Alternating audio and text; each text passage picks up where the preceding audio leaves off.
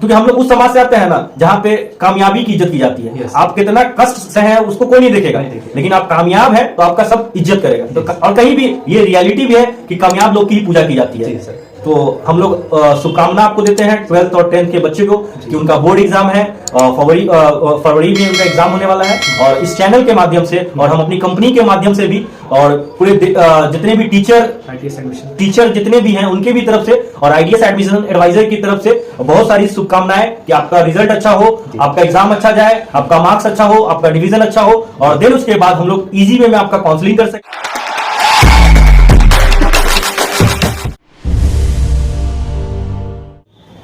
बहुत बहुत धन्यवाद। सबसे पहले मैं आज स्टार्ट करने वाला हूँ। Hi, I am Anand Agarwal, welcome to Agarwal success talk. आज बहुत बेहद खुशी है कि आज हम आपको अपने इस चैनल के माध्यम से एक नए नए चेहरे को और नए नए सक्सेस लोगों से आपको मैं मुलाकात करवाने वाला हूँ। सबसे पहले जब हम बात कर ही रहे हैं इन सब चीज़ के बारे में, तो आज हमारे बीच एक और नए गेस्ट हमारे साथ जुड़ चुके हैं और मैं सबसे पहले इनका अपना परिचय खुद से इनसे लूँगा। और सबसे पहले सर बहुत बहुत धन्यवाद जो आपने हमारे शो में आकर के हमारे कामों को और भी करने के तरीका को और भी बढ़ा दिया। और सबसे पहले सर अपने नाम बताएंगे और अपना सर कुछ पहचान देंगे हमारे इस व्यूअर को।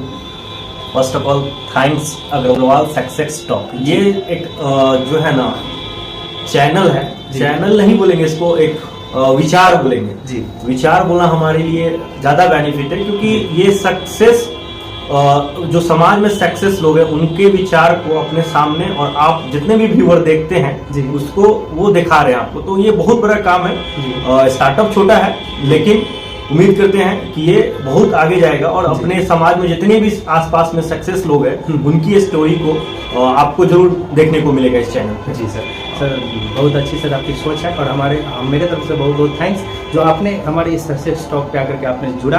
और मैं सर कोशिश करूंगा हर एक व्यूअर से हर एक सब्सक्राइबर से मैं अच्छा मैसेज दूं, क्योंकि जो भी मेरे साथ जिस लोग अगर इस पे आकर जुड़े तो वो यहाँ से कुछ ना कुछ सर सीख के जाए। और सबसे पहली बात सर मैं भी जानता हूँ और मतलब कि आप भी जानते हैं कि बिना काम किए कोई भी आदमी अगर सक्सेस होता है ना तो बिना जब तक मेहनत नहीं करता तब तक कोई भी लाइफ में सक्सेस नहीं हो पाता। दूसरा सर मेरा आपसे सर मेरा सब कुछ आपके कामों को भी बहुत सारा मैं सुन करके फिर मुझे मन हुआ कि नहीं भैया कभी आप मेरे इस चैनल पे आए और हमारे काम को देख करके और हमारे इस जो यूथ है, हमारा जो युवा है जो आगे बढ़ना चाह रहा है वो कैसे आगे जाएगा। अब अपने भाव में सर उसको किस तरह से आप उसको समझाएंगे? फर्स्ट ऑफ ऑल मैं अपना इंट्रोडक्शन दे दूं आपको जी। मेरा नाम इंजीनियर दिलशाद हुआ, B Tech mechanical, then MBA, then M Tech both है। अभी हम लोग हैं एक इस चैनल के माध्यम से बोलना चाह रहे हैं जी। हमारी एक संस्था है जो एजुकेशन सेक्टर में काम करती है। एजुकेशन क्या है ना, एजुकेशन वर्ड जो है ना बहुत पावरफुल है खुद में। जो पहले का टाइम था उसमें हम लोग हथियार से लड़ते थे, आपके पास कितना हथियार है उससे लड़ते थे, लेकिन अभी जो है हथियार भी बनता है तो एजुकेशन के बिहार पे ही बनता है। जैसे मिसाइल हो गया, एपीजे अब्दुल कलाम को कोई नहीं जानता अगर उनके पास एजुकेशन नहीं होता। आज उनको मिसाइल मैन कहा जाता है ड्यू टू एजुकेशन की वजह से। और भीमराव अंबेडकर जी को आज जानते हैं लोग सिर्फ एजुकेशन, क्योंकि उनका जो कास्ट था और उस समय जो कास्ट वाला रूल्स था कि उनको कोई अपने पास रखता नहीं था, पानी नहीं पीने देता था, पढ़ाता था नहीं। लेकिन आज हम लोग जो जान रहे हैं वो ड्यू टू एजुकेशन। तो एजुकेशन जो है ना बहुत इंपॉर्टेंट है लाइफ के हर एक फेज में। आप किसी चीज को भी करने के लिए नॉलेज जो वर्ड बोलते हैं ना वो जरूरी होता है और नॉलेज का गेन करने के लिए एजुकेशन का होना इंपॉर्टेंट है। अगर आप अंधकार से निकलना चाहते हैं, प्रकाश की ओर जाना चाहते हैं तो एजुकेशन मतलब शिक्षा के द्वारा ही आप जा सकते हैं। और हमारी जो संस्था है आईडीएस एडमिशन एडवाइजर जो एजुकेशन पे ही फुल्ली काम करती है और बच्चे को मोटिवेट करती है कि आप ऐसा कोर्स करें, ऐसा एजुकेशन ले जिससे आपका समाज, देश व विकास की ओर जाता है। जब आप खुद में एक अच्छे पद पे हो, खुद एक अच्छी सैलरी गेन करते हो, क्योंकि देश को बढ़ने में सिंगल एक आदमी का हाथ नहीं है, पूरे समाज का, पूरे गांव का, पूरे डिस्ट्रिक्ट का बोल सकते हैं, पूरे स्टेट का, जितने भी स्टेट है सबको मिला के तब देश ऑटोमेटिक विकास की ओर चला जाएगा। तो हम लोग का भी यही है कि हमारे गांव में जो बच्चे हैं जो एजुकेशन सही डायरेक्शन में नहीं ले रहे हैं, नॉर्मली कुछ लोग होते हैं पैसा इतना कहां से लाएगा, अफोर्ड कहां से फीस करेंगे, तो ये फीस जो है इंपॉर्टेंट है कि फीस अब आएगा कहां से। तो ये सब की जानकारी हम लोग देते हैं कि तुम पढ़ो बस। क्योंकि वो पढ़ेगा तभी कुछ बन सकता है और अपने घर का, अपने समाज का, अपने गांव का विकास कर सकता है, क्योंकि एजुकेशन के बिहाफ पे वो कुछ भी कर सकता है लाइफ में।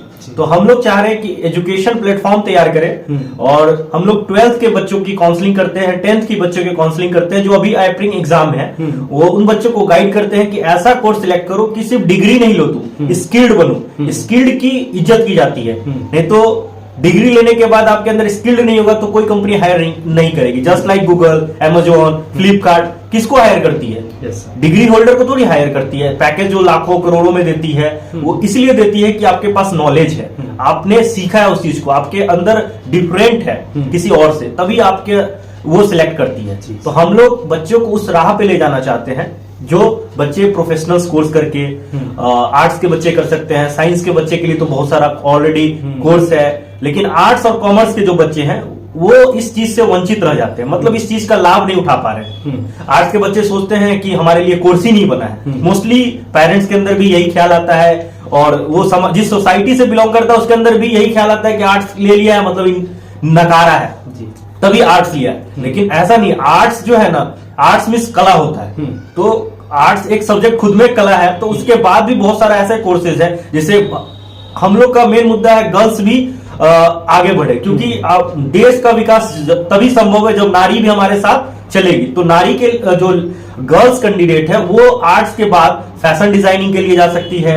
अभी सबसे ज्यादा कोर्स डिमांडिंग है जो नर्सिंग है, मीडिया का कोर्स है जो जर्नलिज्म एंड मास कम्युनिकेशन हम लोग जिसको बोलते हैं। आज उसमें लेडीज भी अच्छा काम कर रही है जो न्यूज एंकरिंग का काम कर सकती है मास कम्युनिकेशन के थ्रू। ये सब आफ्टर 12th के बाद ही होता है, लेकिन इसी सब को हम लोग बताने के लिए डिफरेंट गांव में, पंचायत लेवल पे एक कैंप चला रहे हैं ताकि लोग जागरूक हो। शिक्षा के प्रति जागरूक होना, देखिए शिक्षा तो ले रहा है लेकिन जागरूक वाला शिक्षा नहीं ले रहा है। मतलब एजुकेशन वो 10th किया, 12th किया, ग्रेजुएशन किया, वो स्टेप बाय स्टेप से बढ़ रहा है, लेकिन उसको कहां पे फुल स्टॉप लगना है ये अभी तक उसको रियलिटी में नहीं पता है। तो एजुकेशन का मतलब है कि आप एजुकेशन के साथ अर्निंग भी कर सके, खुद का जिंदगी जीने के लिए पैसा इंपॉर्टेंट है।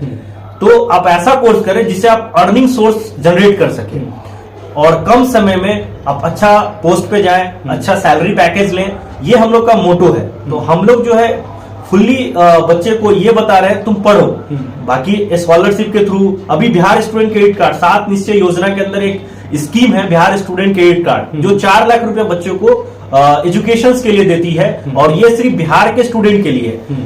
तो ये सबसे अच्छी बात है बिहार के स्टूडेंट के लिए कि एजुकेशन ले और जितना हो सके अपने समाज के बच्चों को 10th के बाद 12th के बाद आगे से जितना हायर एजुकेशन ले सके वो पढ़े। और हमारी संस्था इसमें पूरी कोशिश करेगी आपको मदद करने की और मदद कर भी रही है। कंटिन्यू 14 से हम लोग वर्क कर रहे हैं और कंटिन्यू बच्चे अच्छे पोस्ट पे हैं, कर रहे हैं। तो उम्मीद करते हैं कि आपके इस चैनल के माध्यम से, सक्सेस टॉक के माध्यम से उस बच्चे का भी सक्सेस स्टोरी हमारे सामने आए, कुछ कोर्स करके, कुछ डिग्री लेके, ताकि हम लोग भी इस चैनल पे उसका बच्चे का इंटरव्यू ले सके।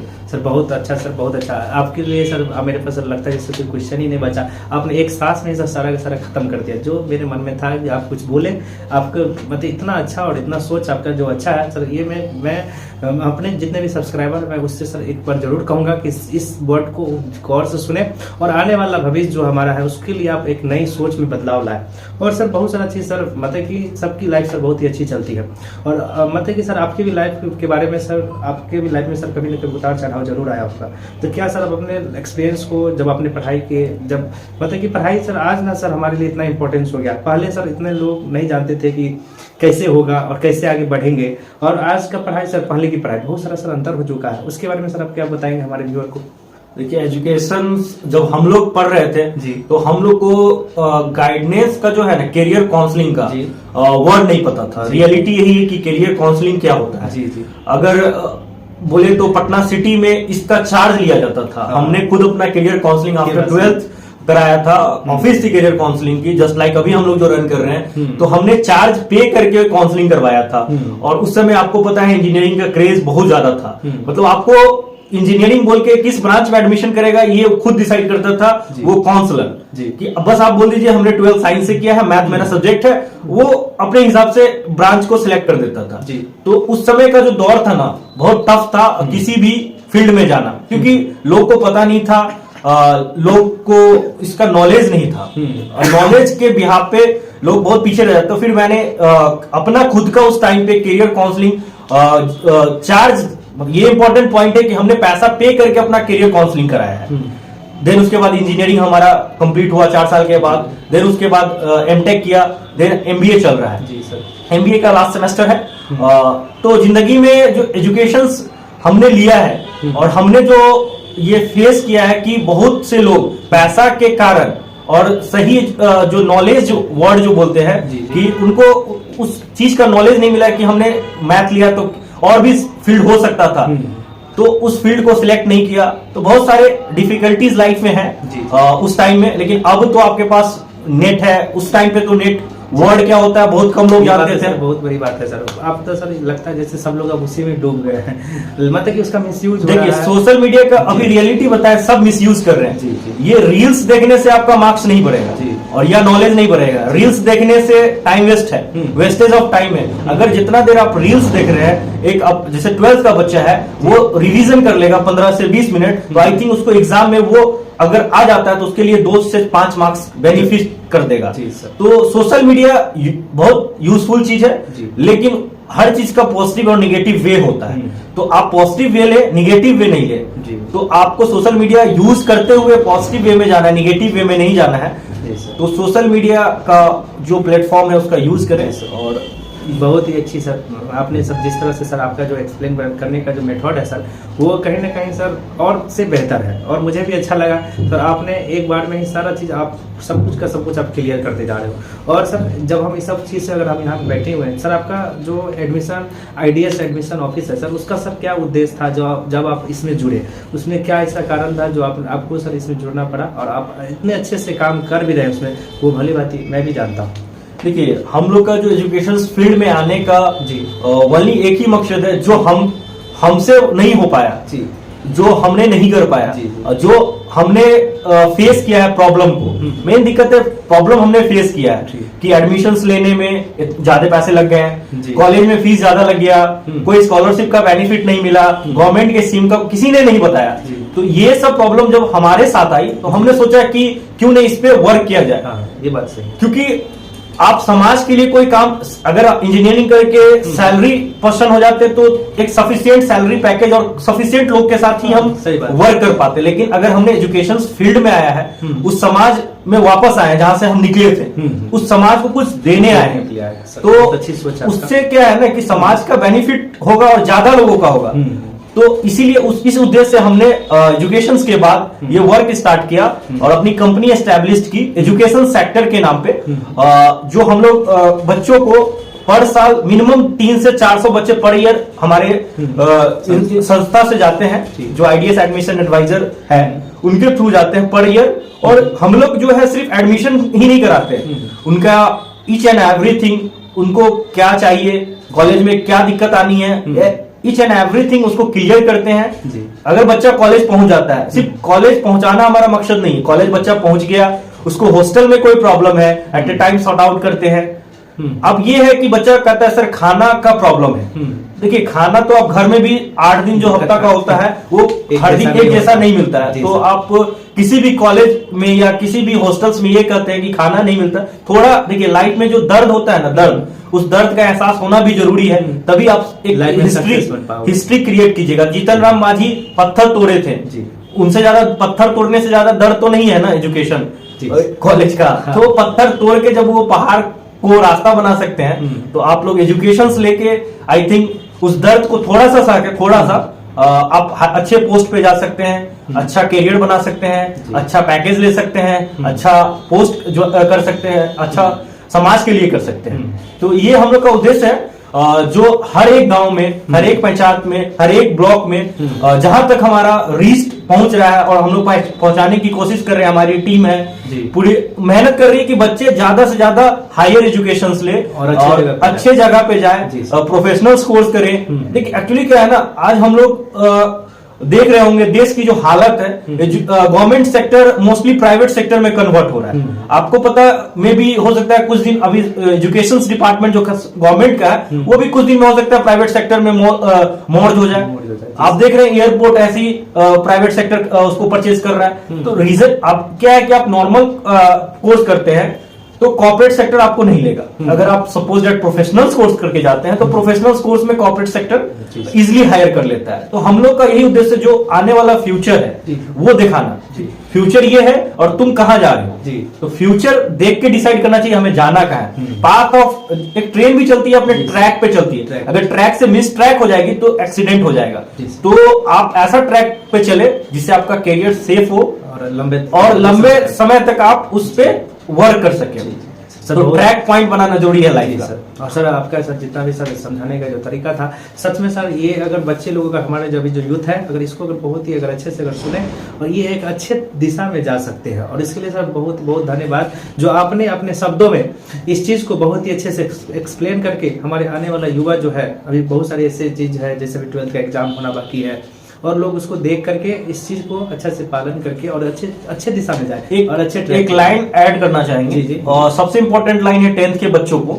10th के जो बिहार का जो बच्चा है 10th बिहार बोर्ड का जो है वो इंग्लिश को वैल्यूज नहीं करते हैं, उसके मार्क्स को निगलेक्ट कर देते हैं कि इंग्लिश का मार्क्स एड ऑन नहीं होता है। अगर हम फर्स्ट हैं तो फर्स्ट ही रहेंगे, इंग्लिश में फेल हो चाहे पास हो। लेकिन सबसे इंपॉर्टेंट बात है अगर आप इंग्लिश में 30 मार्क्स नहीं लाते हैं तो बिहार में तो आप एडमिशन ले सकते हैं, लेकिन बिहार के बाहर आप कहीं भी जाते हैं तो इंग्लिश का मार्क्स इंपॉर्टेंट हो जाता है। तो आप 10th के बच्चों के लिए सबसे इंपॉर्टेंट लाइन है और आई थिंक इसको आप स्टार्टिंग में डाल दीजिएगा तो आई थिंक ज्यादा बेटर होगा। 10th का बच्चे के लिए इंग्लिश कंपलसरी है और पासिंग मार्क्स कंपलसरी है। और आज के सर बहुत सारे ऐसे हमारे गांव समाज में सर ना क्योंकि जो भी बिहार बोर्ड में सर जो टीचर है उसको इंग्लिश पे सर फोकस किया ही नहीं जाता है। तो वही सर यही कारण है कि बच्चे भी सर ना उसमें मेहनत नहीं कर रहे हैं। तो उन टीचर को आप क्या अपने शब्दों में बताएंगे? हम लोग जहां भी कैंपिंग कर रहे हैं चाहे 12th के टीचर हो 10th के टीचर हो रिक्वेस्ट कर रहे हैं कि आप प्लीज स्टूडेंट को एटलीस्ट पासिंग मार्क्स जो 30 मार्क्स है जो पास शो करता है वो आप स्टूडेंट को